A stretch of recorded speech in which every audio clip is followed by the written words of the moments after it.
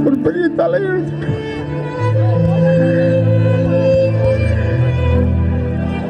அவ எங்களை விட்டு பிரிவான் நான் எதிர்பார்க்கல. அப்படியே குறைஞ்சிக்கிட்டே வந்துட்டோம். உதவி மனப்பான்மை கூட்டம்.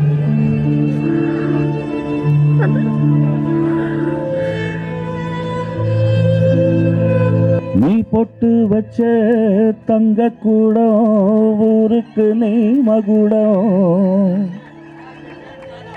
இந்த மாதிரி ஒரு அற்புதமான பாடல்கள் எல்லாம் பாடக்கூடிய எத்தனையோ டுவேட்ஸ், எத்தனையோ சோலோ சாங்ஸ்.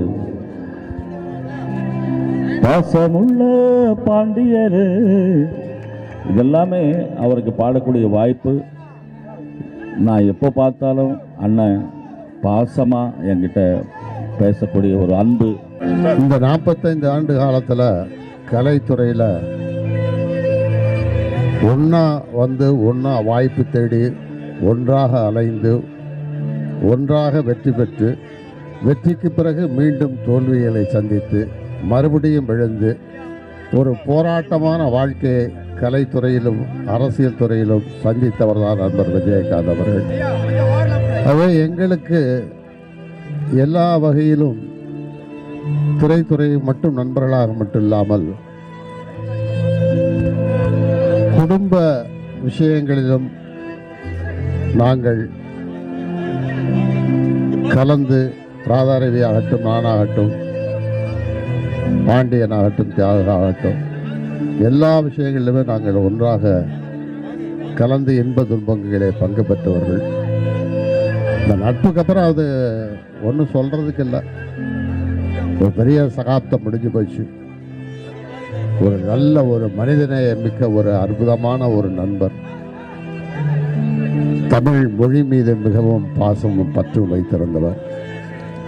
அப்படிப்பட்ட ஒரு பெரிய ஒரு சிறந்த மனிதரை, மனிதநேய மிக்க மனிதரை, நல்ல நண்பரை இழந்து தவிக்கின்றோம்.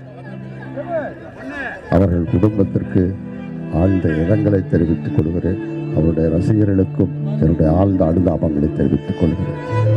We'll miss Vijaykanth sir always. Captain is always the captain. I really pray family members will be able to take this loss. It's a big loss, not only for the family but for each and every fan. May God bless his soul.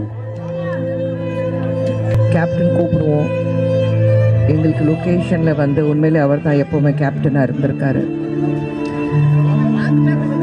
நாங்கள் யாருமே அவர் கூட நடித்தாலும்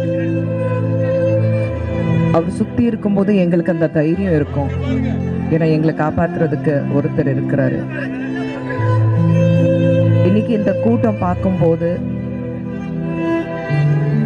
ஒரு நல்ல நடிகனுக்கும் அல்லது ஒரு அரசியல் தலைவருக்கு நான் பார்க்கல. ஒரு நல்ல மனிதன்.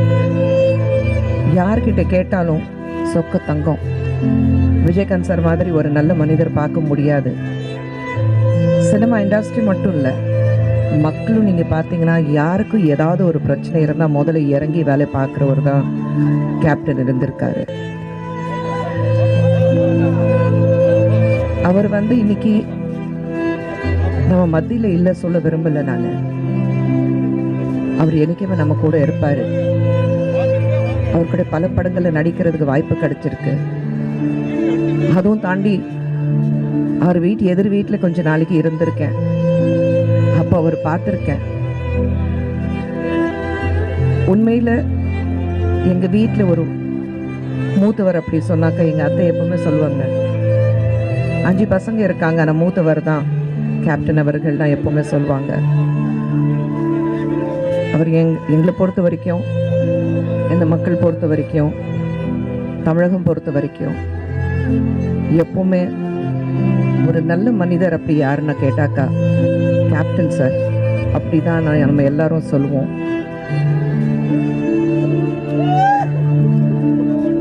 அவரை பற்றி வேற சொல்றதுக்கு எதுவுமே இல்லை. அவ்வளோதான். ஒரு சொக்கத்தங்கன்னா அது உண்மையில் கேப்டன் மட்டும்தான். அப்படிப்பட்ட ஒரு அண்ணன் இன்னைக்கு நம்ம கிட்ட பேசாமல் படுத்துருக்குறாங்க நினைக்கும் போதே ரொம்ப மனசு கஷ்டமாக இருக்குது. அந்த குடும்பத்துக்கு நல்ல தைரியத்தையும் நம்ம எல்லாரும் இருக்கோம் அப்படின்னு உங்கள் எல்லாரும் முன்னாடியும் நான் சொல்லிக்கிறேன். நன்றி, வணக்கம். நடிக்கிறதுக்கான வாய்ப்பு கேட்டேன். அதில் கிடைச்ச வாய்ப்பு ரொம்ப பொக்கிஷமானது. கேப்டன் சார் கூட கோவாவில் அவருடைய ஷிப்பு ஒன்று, சின்ன ஷிப் இருக்கும். அந்த ஷிப்பில் கேப்டன் சார் கூட நாங்களும் ஒரு 4-5 பேர் இருப்போம். சாரு கேப்டனாக இருப்பாங்க, அவங்க கூட நாங்கள் வந்து ஒயிட் ட்ரெஸ்ஸில் தொப்பிலாம் போட்டுட்டு கப்பலுடைய அந்த கேப்டனுக்கு கூட இருப்போம் இல்லையா, அந்த மாதிரி பொசிஷனில் இருப்போம். நாங்கள் தான் வந்து சாருக்கு எதிர்ப்பாக வந்து வில்லன் சைடுக்கு வந்து நாங்கள் பாம்ஸ்லாம் போடுவோம். ஒரு 2-3 நாள் அங்கே ஷூட் நாங்கள் இருந்தோம் கோவாவில். ரொம்ப மறக்க முடியாத பேர் அதிர்ஷ்டம் எனக்கு அது. ஏன்னா எனக்கு என்னென்ன சினிமாவை பற்றி எதுவுமே தெரியாமல் நானாக என்னுடைய நண்பர் மூலயமா இந்த சினிமாவுக்குள்ளே வந்த உடனே முதல்ல விநாயகர் கோயிலில் அருணாச்சலம் ஸ்டுடியோவில் தான் சாருடைய பூஜை நடந்தது. அந்த பூஜையில் கலந்துக்கிட்டேன். அதுக்கப்புறம் சார் படத்துலேயே சார் கூடயே சாரோட கப்பலில் அவங்க கேப்டனாக நடிக்கக்கூடிய அந்த இடத்துல சாருக்கு கூட உதவியாளராக நடிக்கக்கூடிய ஒரு வாய்ப்பு 4 பேரில் எனக்கும் ஒரு வாய்ப்பு கிடச்சிது. அந்த சீன் பார்த்தா தெரியும். நான் வந்து சாருக்கு எதிர்ப்பாக வில்லனுக்கு வந்து பாம்ஸ்லாம் தூக்கி போடுவேன். அப்போல்லாம் எந்த அனுபவமே கிடையாது, அவ்வளோ பயமாக இருக்கும். ஆனால் சார் கூட அந்த போட்டில் நாங்கள் பயணித்தது, சார் கூட நாங்கள் அந்த பேசுனது ரொம்ப சந்தோஷமாக இருந்தது. பெரிய ஒரு அதிர்ஷ்டமாக நான் நினைக்கிறேன். சினிமா துறைக்கு மிகப்பெரிய பொக்கிஷம் நம்மளுடைய கேப்டன் சார் கிடச்சிது. நிறைய விஷயங்கள் தொடர்ந்து அவங்க கூட படம் பண்ணவங்களோட தூரத்துலேருந்து நம்ம பார்க்கக்கூடிய ஒரு சூழ்நிலை.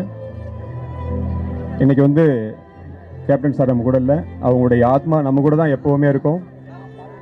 கேப்டன் சாருடைய ஆத்மா நீங்கள் எங்களோடு எப்பவும் இருந்து எங்களை எல்லாரும் நல்லபடியாக வழி நடத்தணும் கேப்டன் சார்னு சொல்லி உங்களை வாழ்த்து கேட்குறேன். கேப்டன் சாருடைய ஆத்மா சாந்தி அடைய என் மனதார வாழ்த்துகிறேன். ஓம் சாந்தி. நன்றி. அவர் வந்து ஒரு சரித்திரம் படைத்த ஒரு சகாப்தம். ஆரம்ப காலத்திலேருந்தே சினிமாவுக்கு வாய்ப்பு தேடிட்டு இருந்த காலத்துலேருந்தே எனக்கு அவர் நல்லா பழக்கம் இருக்கார். ஸோ எல்லாருமே ஒரே இடத்துல அந்த பாண்டி விஜயார் ரோகிணி லாட்ஜில் அங்கே தான் சுற்றிக்கிட்டு இருப்போம். நான் கொஞ்சம் சீனியர், அதாவது முன்னாலேயே அசிஸ்டன்ட் வேலை பார்த்துட்டேன். 2-3 படம் ஒர்க் பண்ணிட்டேன். வயசு கொஞ்சம் அவரோட கொஞ்சம் கூடுதல், அவ்வளோதான். இருந்தாலும் அவர் வந்து என்ன அண்ணன்னு அன்போடு அவ்வளோதான் அழைப்பார். அவர் வந்து அந்த கன்னி பருவத்தில் படத்துக்கு அவர் நடித்தா நல்லா இருக்குன்னு சொல்லி அவருக்காக அவரை கூப்பிட்டு போய் ராஜ்கண்ண சார் இன்ட்ரடியூஸ் பண்ணி கேட்கிட்டேன். எல்லாத்துக்குமே பிடிச்சிருந்தது. ஆனால் வந்து ஏற்கனவே எங்கள் டைரக்டர் ராஜேஷை ஃபிக்ஸ் பண்ணி வார்த்தை கொடுத்ததுனால அந்த படத்தில் அவர் நடிக்க முடியாமல் போச்சு. அது எனக்கு ரொம்ப கஷ்டமாக இருந்தது. அப்போது விஜயகாந்த் அவங்களோட வந்து இந்த படம் தான் உங்களுக்கு இல்லை, ஆனால் சினிமா இல்லைங்கிறது இல்லை, சினிமா உங்களுக்கு சாஸ்வதமாக என்றைக்கு இருந்தாலும் தேடிட்டு வரும் அப்படின்னு சொல்லி நம்பிக்கையோடு இருங்க அண்ணன். அதே மாதிரி கூடிய சீக்கிரமே அவருக்கு வந்து வாய்ப்பு வந்தது. அதுக்கப்புறம் பார்த்தா எவ்வளோ இமாலய வெற்றிகளை சந்திக்க முடியுமோ அதெல்லாம் சந்தித்தார். அரசியல்லையும் பெரிய லெவலில் வந்தார். நான் வெளியூரெல்லாம் காரில் போகும்போது நிறைய இடங்கள் அவருடைய ரசிக மன்ற பேனர்கள் அதெல்லாம் பார்த்துக்கிட்டே இருப்பேன். அதுக்கப்புறம் சொக்கத்தங்கம் அந்த படம் அவரை வச்சு இயக்கும்போது வந்து என்கிட்ட அண்ணன் ஒரே ஒரு ரிக்வெஸ்ட் அப்படின்னு சொல்லி ஒன்று மட்டும் எனக்காக விட்டு கொடுக்கணும் அப்படின்னாரு. என்னென்ன அது அவுட்டோரில் ஷூட்டிங் எடுத்துகிட்டு இருக்கிறோம். அது வந்து ஞாயிற்றுக்கிழமை ஒரு நாள் மட்டும் எனக்காக வந்து விடுங்க, அன்னைக்கு மட்டும் ஷூட்டிங் வேண்டான்னு. என்னது ஒரு 2.5-3 லட்ச ரூபா ஒரு நாளைக்கு செலவாகும் அப்படின்னு சொல்லும்போது, இல்லைண்ணே அதை நான் ஏதோ ஒரு விதத்தில் ப்ரொடியூசருக்கு நான் சரி பண்ணிடுறேன். என்னுடைய ரசிகர்களை வந்து கண்டிப்பாக நான் அன்றைக்கி பார்க்கணும், அவங்களோட மத்தியானம் வரைக்கும் இருந்து மத்தியானம் அவங்கள சாப்பிட வைக்கணும் அப்படின்னு சொல்லி அந்த அளவுக்கு ஒரு ரசிக மன்றத்தை வந்து அவ்வளவு உயிராக மதிச்சுக்கிட்டு இருந்தார். ஸோ அதுலேயே அன்றைக்கே வந்து அவருடைய வளர்ச்சி அப்படிங்கிறத வந்து எனக்கு அப்போவே கண்கூடாக தெரிஞ்சது. அதே மாதிரி அவர் எல்லா சாதனைகளையும் படைத்தார். புரட்சி தலைவர் அப்படின்னா அவர் வந்து எவ்வளோ தடவை அவர் படங்களை பார்த்தாலும் பார்த்துக்கிட்டே இருக்கலான்னு சொல்லி தோணும். அந்த மாதிரி விஜயகாந்த் அவர்களை பற்றி எவ்வளவு விஷயங்கள் பேசிக்கிட்டே இருக்கலாம், கேட்டுக்கிட்டே இருக்கலாம் அப்படிங்கிற அளவுக்கு அவ்வளோ விஷயங்கள் இருக்குது. எனக்கு தெரிஞ்சு அடுத்தவங்களுக்கு உதவி பண்ணுற விஷயத்தில் எல்லாரும் இவரை கருப்பு எம்ஜிஆர் அப்படிங்கிற மாதிரி சொல்லுவாங்க.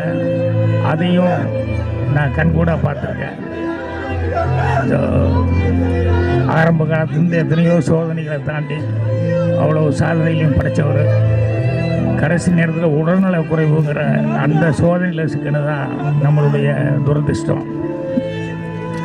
இன்றைக்கி அவங்க வீட்டுக்கு முன்னால் இங்கே எல்லா இடத்துலையும் அவருடைய ரசிகர்கள், தொண்டர்கள், ஆண்களும் பெண்களுமா கதறி அழுகிறத பார்க்கும்போது அவ்வளோ மனசு கஷ்டமாக இருந்தது. ஆனால் சரித்திரத்தில் என்றைக்குமே சினிமா இருக்கிற வரைக்கும் அது அவருடைய பெயர் இருந்துகிட்ருக்கும். அதை விட அவருடைய மனிதாபிமானம், நல்ல மனிதர் அப்படிங்கிற அந்த சிறப்பு அப்படிங்கிறது கடைசி வரைக்கும் இருந்துகிட்ருக்கும். அது மற்றவங்க எல்லாத்துக்குமே ஒரு நல்ல முன்னுதாரணமாக எடுத்துக்கலாம், வழிகாட்டுதலாக எடுத்துக்கலாம். அந்த அளவுக்கு அவருடைய வாழ்க்கை இருந்தது. ஸோ அவர் ஒரு படம் பண்ணாலும் கூட அந்த ஒரு படத்தில் நிறைய விஷயங்கள் அவரை பற்றி தெரிஞ்சுக்கிறதுக்கான சூழல் இருந்தது. ஸோ அவருக்காக எவ்வளோ பேரும் எவ்வளோ உருக்கமாக அவர் ஆத்மா சாந்தி அடையணும்னு பிரார்த்தனை பண்ணியிருக்காங்க. ஸோ நானும் குடும்ப சகிதமாக அவர் ஆத்மா சாந்தி அடைகிறதுக்காக பிரார்த்தனை பண்ணிக்கிறேன். அவங்க வீட்டில் அவங்க புதல்வர்கள், இன்னும் சொந்த பந்தம் எல்லாத்துக்கும், குறிப்பாக அவருடைய ரசிகர்களுக்கும் தொண்டர்களுக்கும் என்னுடைய ஆழ்ந்த இரங்கலை நான் தெரிவிச்சுக்கிறேன். விஜயகாந்த் புகழ் என்னென்னைக்கு இருக்கும். அவருக்கு தமிழக அரசு எந்த அளவுக்கு ஆனர் பண்ணணுமோ அதை பண்ணிக்கிட்டு இருக்காங்க. அவங்களுக்கும் என்னுடைய மனமார்ந்த நன்றி தெரிவிச்சுக்கிறேன். வணக்கம். மாமனிதர்னு நான் சொன்னால் கேப்டன் அவர்களை தான் சொல்லுவேன். தனக்கு என்னென்ன எந்த பிரச்சனைக்கு ஒதுங்கி போகாமல் மற்றவங்களோட பிரச்சனையை தீர்க்கறதில் முன்னாடி நிற்கிறது சினிமா இண்டஸ்ட்ரி ஆகட்டும், பொது வாழ்க்கையிலே ஆகட்டும், அந்த மாமனிதன் கேப்டன் அவர்கள்.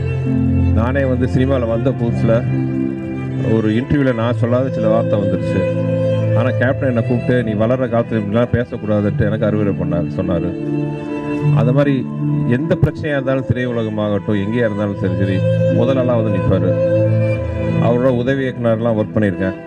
அவர் ஷூட்டிங்கில் மட்டும் எல்லாருமே பாதுகாப்பாக உணர்வோம். ஏன்னா கேப்டன் இருக்காருங்கிற அந்த ஒரு தைரியம் எல்லாத்துக்கும் இருக்கும். அப்படிப்பட்ட மாமனிதரின் மறைவுக்கு எனது மனப்பூர்வ அஞ்சலிகள். அவர் குடும்பத்தாருக்கும், அவர் தொண்டர்களுக்கும், ஃபேமிலிக்கு எல்லாத்துக்கும் வணக்கம். எனக்கு தெரிஞ்ச ஒவ்வொரு நடிகருக்கும் இருக்கிற ரசிகர்கள் மாறுபடுவாங்க. சில பேர் அந்த நடிப்பை ரசிச்சிருப்பாங்க, சில பேர் அந்த நடிகனுடைய அறிவை ரசிச்சிருப்பாங்க. ஆனால் விஜயகாந்த் சாருடைய ரசிகர்கள் எல்லாருமே அநேகமாக அவருடைய மனிதாபிமானத்துக்கு மட்டுமே அடிமைகளாக இருப்பாங்க.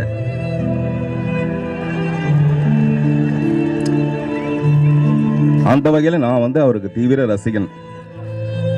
இப்போ கைத்தட்டுற உங்கள் எல்லாருடைய மனசுக்குள்ளேயும் விஜயகாந்த் சார் இன்னைக்கு அவர் அடக்கம் செய்ய போகிறது உங்களுடைய இதயங்களுக்குள்ளதான், நம்மளுடைய இதயங்களுக்குள்ளதான் நம்ம அடக்கம் செய்துக்க போகிறோம். அதனால அவர் நம்மளை பிரிந்து விட்டார் இல்லை, உடல் அளவில் பிரிந்து நம்ம மனதிற்குள்ள வரப்போறாரு. நம்ம செய்ய வேண்டிய ஒரே காரியம் என்னன்னா, இன்னைக்கு அஞ்சலி செலுத்துறோங்கிற பேர்ல இன்னைக்கு ஒரு நாளோட இது விட்டுடாம அவர் செஞ்ச நல்ல காரியங்கள் எல்லாமே, அவர் நல்ல காரியங்கள் செஞ்சதுங்கிறது அவர் பெரிய ஹீரோ ஆனதுக்கு அப்புறம், நிறைய சம்பாதிச்சதுக்கு அப்புறம் இல்லை. அவர் சினிமாவுக்காக வாய்ப்பு தேடும்போது அந்த ரோஹிணி லாட்ஜ் டி நகர்ல இருக்கு, அங்க இருக்கும்போதே அவருக்கு இருக்கிற மிக குறைவான வசதிகளோட ஒரு பெரிய கேரியர் வரும். அதில் தான் எல்லாருக்கும் அவர் உணவு பரிமாறிட்டு சாப்பிடக்கூடிய ஒருத்தர். என்னுடைய முதல் படம் ஆரம்பம் காலையில் 6 மணிக்கு தாடண்டார் நகர் சைதாப்பேட்டைன்னு ஒரு இடத்துல 4 மணிக்கு ஷூட்டிங் முடிஞ்சு படுத்து காலைல 6 மணிக்கெலாம் என் ஃபங்க்ஷனுக்கு வந்துட்டார். காலையில் அவர் தான் என்னுடைய வாழ்க்கையோட ஒரு கிளாப் அடித்து ஆரம்பித்து வச்ச ஒரு மனிதர். இதை வாழ்நாள் பூரா நான் மறக்க முடியாது. இந்த மாதிரி எல்லாருடைய வாழ்க்கையிலையும் அவர் எங்கேயோ ஒரு இடத்துல அவர் இருந்துகிட்டே தான் இருக்கார். நான் அவருடைய துணைவியாருக்கு கூட நான் சொன்னேன் கொஞ்ச நாளைக்கு முன்னாடி, போன மாசமே சொன்னேன், நீங்க மனைவிங்கிறது மீறி ஒரு தாயா மாறி ஒரு விஜயகாந்த் சாருக்கு ஒரு தாயாவே இருந்தால் எப்படி இருக்குமோ அந்த மாதிரி அவங்க பாதுகாத்ததுனால தான் இந்த சோகம் நம்ம இவ்வளோ லேட்டாக வந்திருக்கு. இல்லாட்டி இந்த சோகம் நமக்கு என்னைக்கோ வந்திருக்கும். இப்போவும் நான் அவங்ககிட்ட அதை தான் சொன்னேன், அவங்களே என்கிட்ட அதான் சொன்னாங்க, ஒரு தாயின்னு சொன்னீங்களே, தாய் மாதிரி பார்த்துக்கிட்டேன்னு சொன்னீங்களேன்ட்டு. அவ்வளோதான் முடியும் நம்மளால வந்து மனித சக்தின்றது அவ்வளோதான். அதை மீறி அவர் செய்த அந்த மனிதநேய பணிகளை நம்ம மீண்டும் தொடரணும். அது ஒன்று தான் நம்ம அவருக்கு செய்கிற அஞ்சலியாக இருக்க முடியும். நன்றி. நான் எப்போ பார்த்தாலும் அண்ணன் பாசமாக என்கிட்ட பேசக்கூடிய ஒரு அன்பு, இந்த மாதிரி ஒரு மகான்கள் சில பேர் தான் இருப்பாங்க. இன்றைக்கி வந்து ஒரு அவர் சம்பாதிச்ச சொத்து என்னன்றதை இன்றைக்கி பார்க்கலாம். அது அந்த அளவுக்கு ஒரு மாமனிதர். எல்லாரும் பிறந்தது இறக்க வேண்டிய ஒரு நாள்.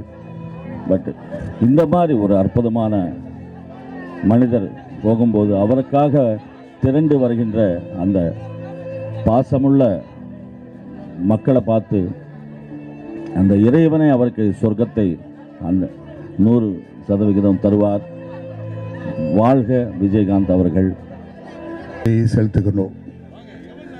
கேப்டன் அவர்களை பற்றி பேசினால் இன்று ஒரு நாள் அல்ல, பல நாள் பேசிக்கொண்டே இருக்கலாம். ஒரு சில நினைவுகளை மட்டும் இந்த இடத்துல நான் கூற விரும்புகிறேன். எங்களுடைய சின்னத்திரை நடிகர் சங்கமும் கூட்டமைப்பும் துவங்கப்பட்ட காலத்தில் தென்னிந்திய நடிகர் சங்கத்திலே அவர் தலைமை பொறுப்பை ஏற்று முதல் கார்டை வழங்கியவர் கேப்டன் அவர்கள்தான். அன்றிலிருந்து அவர் பெரிய திரை என்று மட்டுமல்ல, எந்த துறையாக இருந்தாலும் அவர் எல்லோருக்கும் ஒரு தூணாக அரணாக இருந்து ஒரு உதவுகின்ற உன்னதம் படைத்த தலைவர். எங்களுடைய சின்னத்திரை நடிகர் சங்கத்திற்கு எந்த பிரச்சனையானாலும் முன்னின்று அவர் நடத்தியதெல்லாம் இப்பொழுது என்னால் நினைத்து பார்க்கும்பொழுது மனது மிகவும் வேதனையாக இருக்கிறது. அவருடைய பெரிய விஷயம் என்னன்னா, அவர் சின்ன நடிகர் பெரிய நடிகர் அப்படியெல்லாம் கிடையாது. எல்லாரையும் ஒரே மாதிரியாக பார்க்கக்கூடிய ஒரு மனது படைத்தவர். அதாவது ஷூட்டிங் போனால் கூட அவர் ஒரு பெரிய ஹீரோ அப்படின்னு நினச்சி அவர் ஒரு கார்லேயோ இல்லை எங்கேயோ ஓரமெல்லாம் நிற்க மாட்டார். மக்கள் மத்தியிலே நடமாடிக்கொண்டு அவர்களை விசாரித்து அவர்களுடைய கஷ்ட நஷ்டங்களை போக்குகின்ற ஒரு மனித நேயம் பிடித்த தலைவர். எந்த இடத்துல எந்த பிரச்சனையாலும் அவர்கிட்ட போய் சொன்னால் உடனே அதை செய்யக்கூடிய ஆற்றல் படைத்தவர். அவருடைய கேப்டன் டிவி துவங்கப்பட்ட காலத்தில் எங்களுடைய சின்னத்திரை நடிகர் சங்க அழைப்பு வந்தது. நாங்களெல்லாம் சென்றிருந்த பொழுது அவர் எங்களுக்கு கொடுத்த அந்த வரவேற்பும் அந்த மரியாதையும் எங்களால் இன்று வரை மறக்க முடியவில்லை. அப்படிப்பட்ட ஒரு மாபெரும் தலைவன், மனித நேயமக்க தலைவன், ஏழை பங்காளன், இரக்க மனம் குடைத்த தலைவன். அப்படிப்பட்ட ஒரு தலைவரை இழந்தது ரொம்ப சிரமம். இது கலை உலகிற்கு மட்டுமல்ல, அரசியல் உலகிற்கு மட்டுமல்ல, நம் தமிழ் மக்களுக்கு இது ஒரு பெரிய இழப்பு. அப்படிப்பட்ட ஒரு தலைவரை நாம் இழந்திருக்கிறோம். அவர் இந்த இழப்பு வந்திருக்கவே கூடாது. என்னவென்று புரியவில்லை, என்ன சொல்வதென்று தெரியவில்லை. இப்படிப்பட்ட ஒரு நேயமிக்க தலைவனை நாம் இழந்து தவிப்பது ரொம்பவும் மனதிற்கு வேதனையாக இருக்கிறது. அவர்கள் தொண்டர்களுக்கும், நானும் அதில் ஒரு தொண்டன் தான், எங்களை போன்ற தொண்டர்களுக்கும் எல்லோருக்கும் குடும்பத்தை சார்ந்த அவங்களுக்கு எப்படி ஆறுதல் சொல்வதென்று தெரியவில்லை. எங்களுடைய சின்னத்திரை நடிகர் சங்கத்தின் சார்பிலே மீண்டும் மீண்டும் எங்களுடைய மனசு கஷ்டமான எங்களுடைய இறுதி அஞ்சலியை செலுத்தியிருக்கிறோம். நன்றி.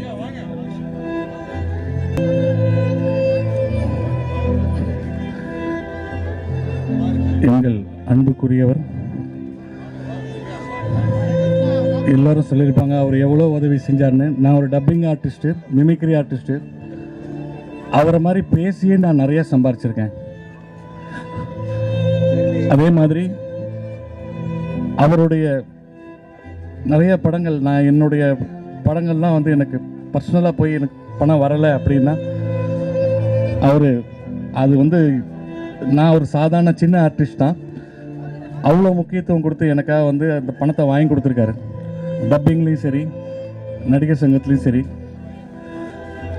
இப்படி ஒரு மனிதர்கள் மாணிக்கம் அவரை இழந்து போன மாதம் கூட நான் கேட்டேன், எனக்கு ராஜேந்திர சார்கிட்ட எனக்கு தலைவர் நின்று கூட ஒரு ஃபோட்டோ எடுத்துக்கிறேன், அந்த அளவுக்கு ஒரு உடல்நிலை சரியில்லை அப்படின்னு சொன்னாங்க. அந்த வாய்ப்பு எனக்கு கிடைக்கல. இப்படி பார்க்கணுன்றது தலைவிதியாக இருக்குது. இந்த உலகமே இழந்து நிற்குது எங்கள் கேப்டன். என்ன பேசுன்னு தெரியல. அவருடைய ஆத்மா சாந்தி வேண்டிக்கிறேன். நன்றி.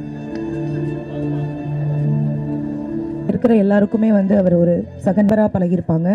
ஆனால் நான் இது வரைக்கும் அவரை ஒரு முறை கூட பார்த்தது கிடையாது. ஆனால் அவர் மாதிரி ஒரு மனிதரோட ஒரு நாள் கூட நம்ம வந்து ஒரு ஆசீர்வாதம் வாங்கலையே அப்படிங்கிற ஒரு வருத்தம் இருக்குது எனக்கு.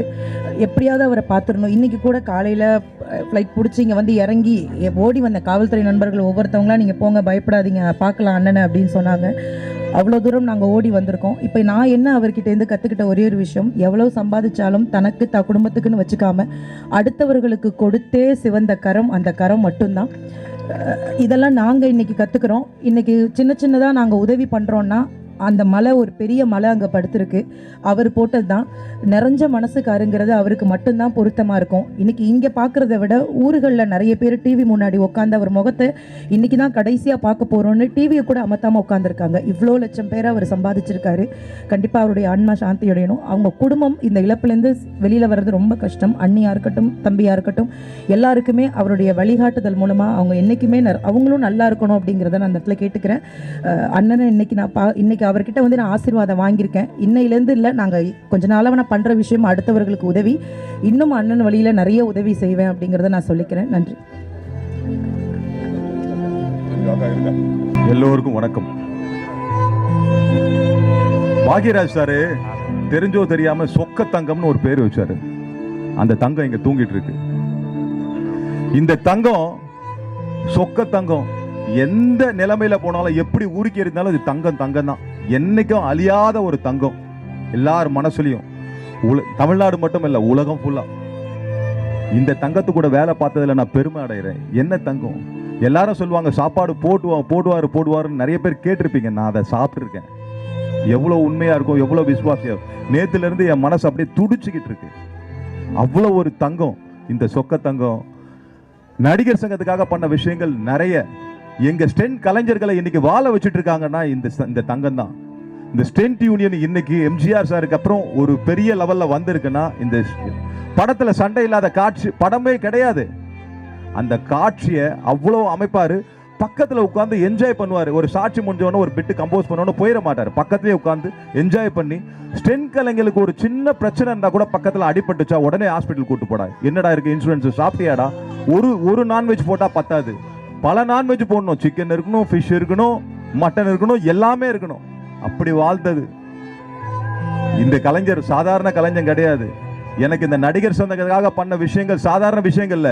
எனக்கு இந்த நடிகர் சங்க அந்த காம்பவுண்டுக்குள்ள இந்த சங்கத்தோட சிலையோ இல்ல ஏதாச்சும் சொல்ற மாதிரி ஏதாச்சும் ஒன்று வரணும். அதுதான் இந்த சந்தோஷம். இந்த நடிகர் சங்கம் காப்பாற்றினாரு, மீட்டினாரு சொல்றாரு பாருங்க.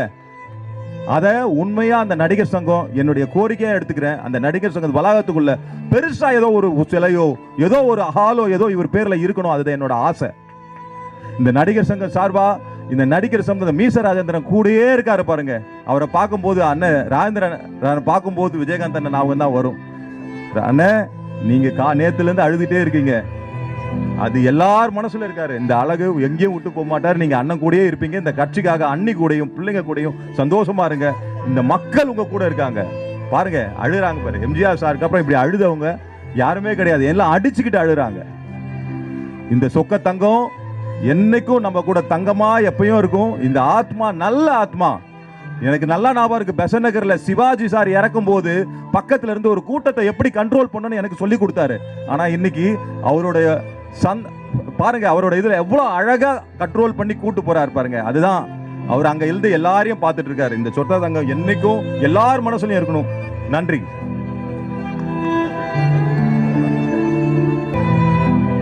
விஜயகாந்த் இந்த சினிமா உலகத்திலே அடியெடுத்து வைத்த நாளிலிருந்து எனக்கு அவரை நல்லா பழக்கம். அப்போ நான் பத்திரிகையாளனாக இருந்தேன். அவருடைய பல படங்களுக்கு அதற்கு பின்னாலே பத்திரிகை தொடர்பாளராகவும் இருந்திருக்கிறேன். அவருடைய முதல் வெற்றி படமான சட்டம் ஒரு ரிட்டரை திரைப்படத்திற்கு பத்திரிகை தொடர்பாளராக பணியாற்றி வந்தார். அதற்கு பின்னாலே அவரை வைத்து புதிய தீர்ப்பு என்கின்ற ஒரு புரட்சிகரமான படத்தை தயாரிக்கக்கூடிய வாய்ப்பு எனக்கு கிடைத்தது. அந்த படத்தின் படப்பிடிப்பின் போது அவர் தந்த ஒத்துழைப்பு எந்த நாளும் மறக்க முடியாத ஒரு ஒத்துழைப்பு. பட தயாரிப்பாளர்களுக்கு ஒத்துழைப்பு தருகிற விதத்தை பொறுத்த வரைக்கும் எனக்குன்னு மட்டும் சொல்ல முடியாது, எல்லா தயாரிப்பாளர்களுக்கும் உறுதுணையாக இருந்தவர் தான் கேப்டன் விஜயகாந்த். அவரை ஒரு தயாரிப்பாளர் ஒப்பந்தம் செய்து விட்டார் என்றால் அதுக்கு பின்னால் அந்த பட தயாரிப்பை பற்றி அந்த தயாரிப்பாளர் கவலையே பட வேணாம், எல்லாத்தையும் விஜயகாந்த் பார்த்துக்குவார். அவர் ஒரு தயாரிப்பாளர் மாதிரி இருந்து, அதாவது லாபத்தில் பங்கு கேட்காத தயாரிப்பாளராக இருந்து படத்தை முடிக்கின்றதுக்கு எவ்வளோ உதவி செய்யணுமோ அவ்வளவும் செய்தவர் தான் விஜயகாந்த். இன்றைக்கு இப்படி லட்சக்கணக்கான மக்கள் அவருக்கு இறுதி அஞ்சலி செலுத்த கூடியிருக்கீங்கன்னா அதுக்கு முக்கியமான காரணம் ஒரு நடிகர், அரசியல்வாதி என்பதை தாண்டி மிகச்சிறந்த மனிதனாகவும் மனிதநேயம் மிக்க ஒரு தலைவனாகவும் விஜயகாந்த் இருந்தது தான். வாழ்க அவருடைய புகழ்.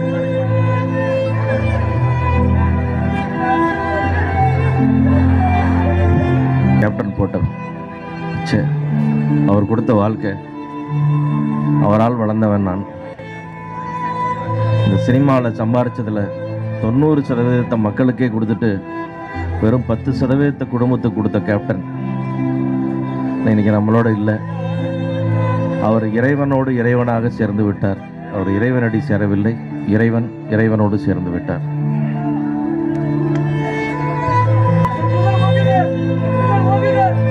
அவ்வளோ பெரிய மனிதனுக்கு என்ன தனிப்பட்ட முறையில் தெரியுங்கிறது என்னுடைய மிகப்பெரிய பாக்கியம். இண்டஸ்ட்ரியில் எனக்கு தெரிஞ்சு அவர் மாதிரி இன்னொருத்தர் பார்க்கறதுங்கிறதெல்லாம் வெறும் வாய் வார்த்தைகள் தான். அவர் தன்னை சுற்றி இருக்கவங்களாம் நல்லா இருக்கணும்னு யோசித்த ஒரு மனுஷன். எனக்கு தெரிஞ்சு கடைசி வரைக்கும் அது மாதிரி யோசித்த மனுஷர்கள் ரொம்ப வெகு சிலர். அதில் கேப்டன் எப்பயுமே நான் வாழ்கிற காலம் வரைக்கும் என் மனசில் எப்பயுமே இருந்துகிட்டு இருப்பார்.